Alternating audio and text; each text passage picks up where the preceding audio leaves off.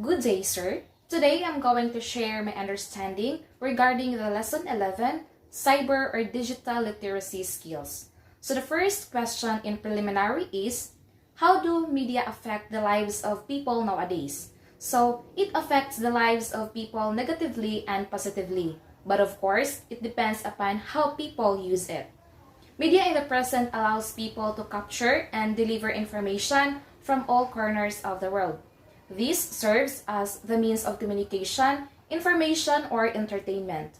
Make people knowledgeable as they can easily get information from different sources, create awareness, and educate us. But with those positive effects, we can't deny the fact that it also brings negative impact on the lives of people. One of the most prevalent is the spread of fake information that must be given attention to lessen in order that everybody will live in peace and harmony. Second, is it necessary to be digitally literate? Why? Yes, for me, becoming digitally literate is necessary, especially now that the world evolved around different types of technologies, where everything seems easy if you know how to manipulate technology. Nowadays, this becomes an essential life skills. We need to live, learn, and work in a society where communication and access to information is increasing through digital technologies. If you lack the ability to use digital technologies, that means there are many things you can simply cannot do or access. Possessing this allows an individual to be efficient, have the fulfillment and happiness in life. This skills is in demand in many working industry as of this time. So, if you don't have these skills, you had low chances to be in. And for the captivate, here's the question. How does a medium constantly transforming the way we live, learn, and interact with each other? So, media constantly transform the way we live, learn, and most importantly, the way we interact with others. In the past, we lived normally in a traditional way. With media, it changed a lot. We lost our time in our family, but media makes our life easier and faster. We also learn from the past through traditional method, which is all about books, but with media, everything we wish to learn can be learned.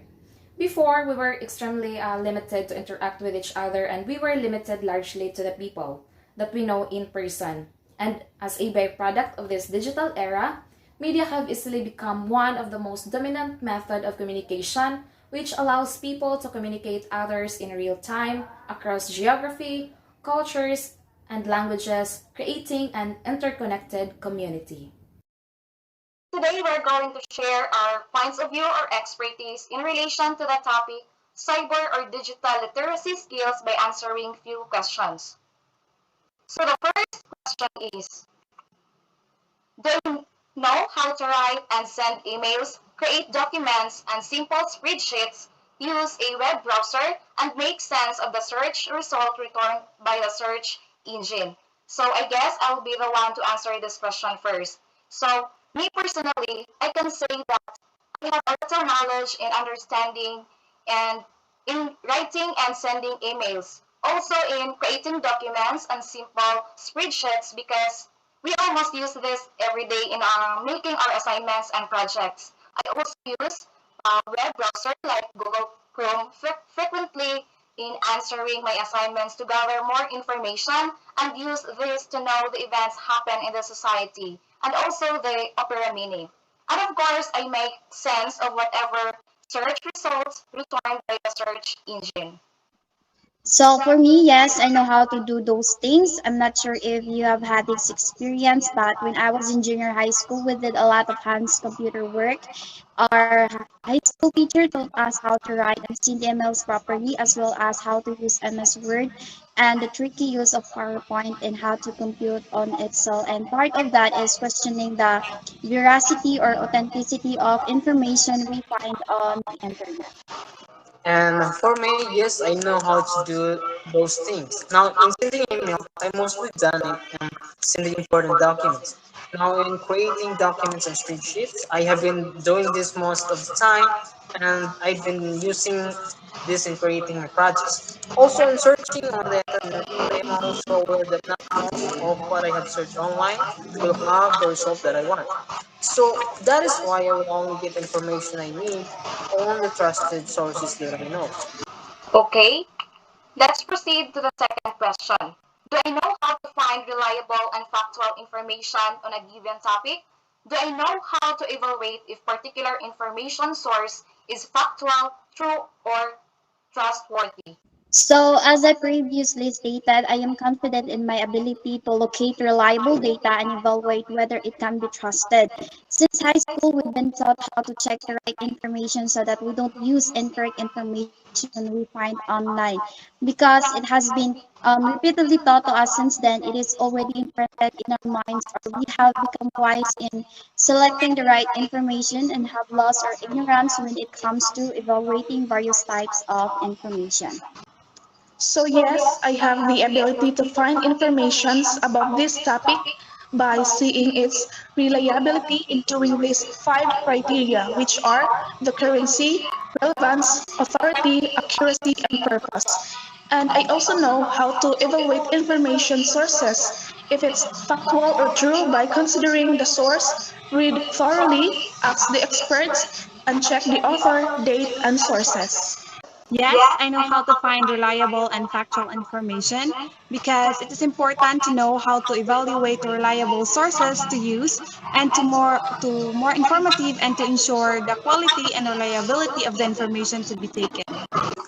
And the last question is, do I have the ability to understand video clips, vlogs, online advertisements, and even animations and the like? Yes, I have the capability to understand those because in today's generation, we are surrounded by technologies, and in fact, we are exposed to it in our everyday lives. So, just like in work, learning, communication, and recreation.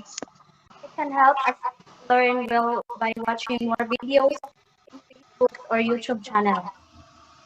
We can do more advancements in the technology because we are now at the age of the adulthood to be more educated on what kind of videos or advertising that we can improve on ideas and memories to understand that kind of video clip.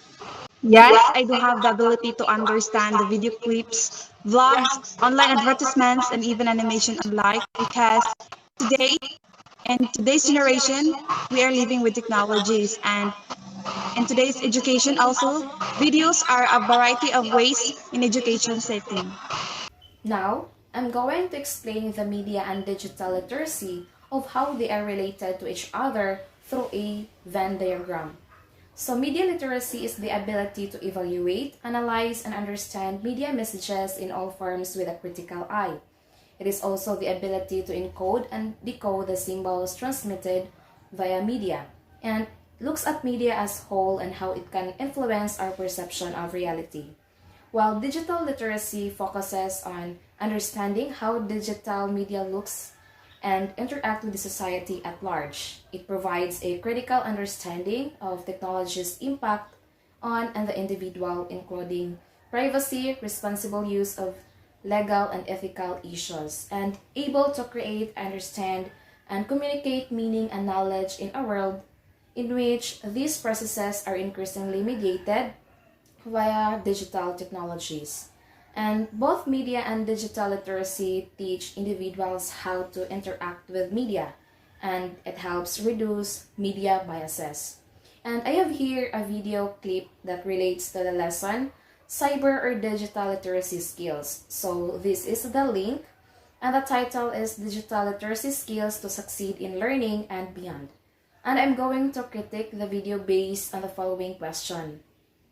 First is, what is the message? So, kids and teens needs to understand the risks and challenges in accessing the internet because digital media is networked, which means unlike it is searchable and shareable, that when you post something online, it can be copied or spread easily. We also know that digital media have unknown and unexpected audiences. We have no control over who gets to see the things. and we must learn digital skills, so we must be able to become competent digital citizen. Second is, what are the values that you have clarified? So, mindfulness. Being mindful of the risk that media brings us, it can harm, not just to ourselves but also for others. Responsibility. We must be responsible with what we did online because it might affect of how we perceive the world. And being careful to share information because it might be understood by others in different ways that may create conflict. So we must be thoughtful of everything we did online. And of course, we need to balance our online and offline lives. And the last one is, what persona experiences can you relate?